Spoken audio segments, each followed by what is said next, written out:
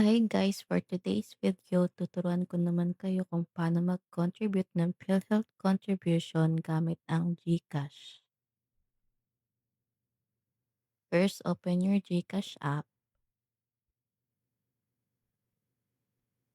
Then, select nyo lang yung bills. Search nyo yung government. Then, type nyo yung PhilHealth Voluntary Self-Earning Member. Then, add nyo lang yung credentials nyo, PhilHealth number, SPA or payer name. Ibig sabihin yung name nyo.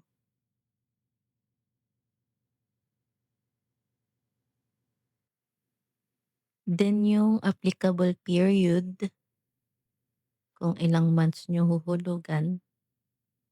Then yung email address, optional lang siya para may receipt lang kayo sa email address nyo.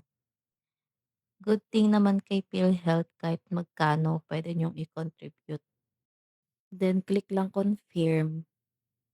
And after 3 days pa siya magre-reflect sa PhilHealth account nyo. Pwede nyo siya makita dito sa eGov app.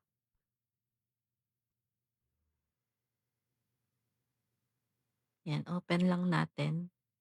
Then scroll down lang. Click nyo yung PhilHealth member portal. Tapos continue to my account.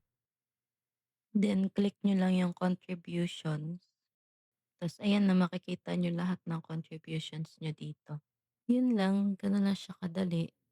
Kung nakatulong sa inyo ang video na to, palike naman at subscribe.